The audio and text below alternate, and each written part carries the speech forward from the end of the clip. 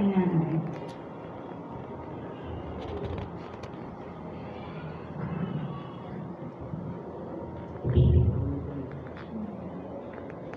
So, sino nga ba si nanay nila para sa akin? Hindi ba siya ang nagbuhat sa akin, pero inulit ko siyang tuloy na magulang. Isa siyang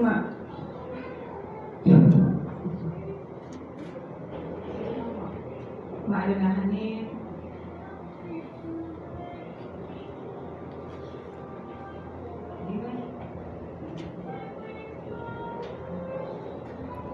Isang isang magulang sa kanyang naging dalawang anak.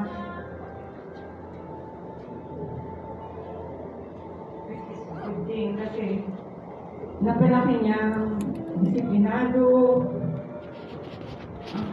at walang bisyo ang kanyang mga anak. Isa na doon ang aking asawa.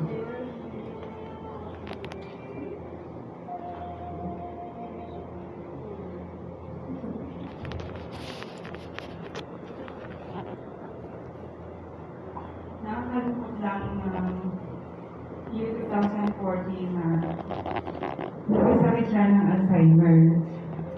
Ang dami pa tayong magandang alaala na kasama niya yung kanyang mga anak, mga apo, may yun pa sa niya. Kaso ayun na nga, hanggang sa unti na wala yung kanyang memory, and then hanggang sa wala ng makilala. Bilang isang Fernando, hindi ako nagdalawang isip na alagaan siya.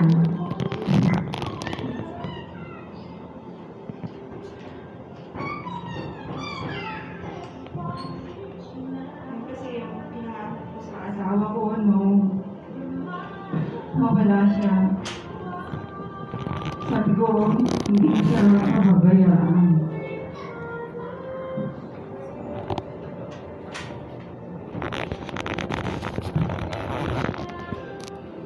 Siya kasi yung isusubo na lang niya, ibibigay pa niya sa'yo. Way back in 2008, umuwi siya mag-asawa ni Daddy din sa Pilipinas para ibenta yung lupa yung sa Bago Bantay.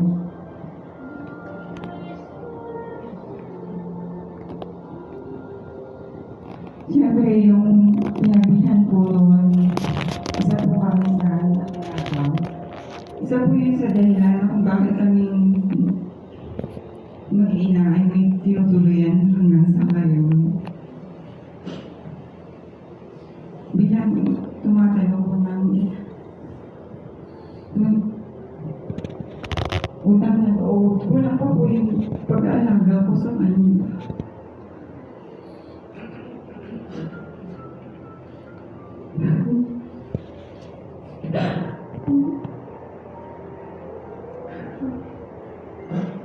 Nanay, maraming salamat po.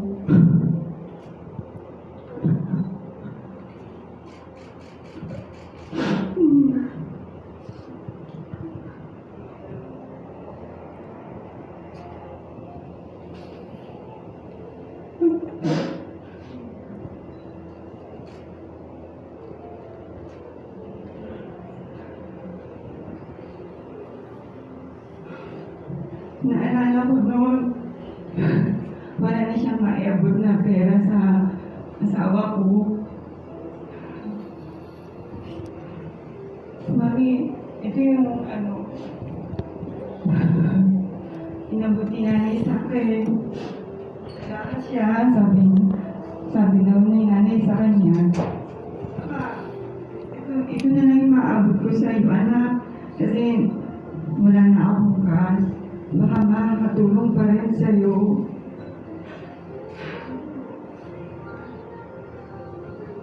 Sabi ng asawa ko, Mami, tingnan mo ato sa kung may isang map. Ganun siya ka. anak niya. Nagtatrabaho siya, all out siya. Lahat na may tutulong niya sa mga anak niya.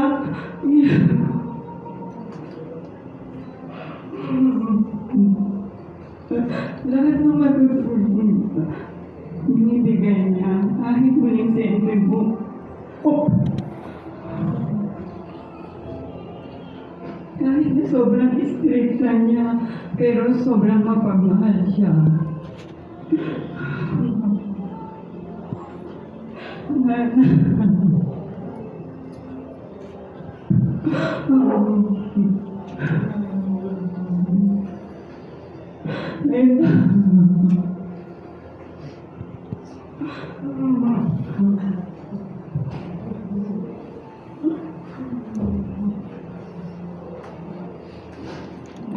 Kung masaya ka, kasama mo na si Daddy.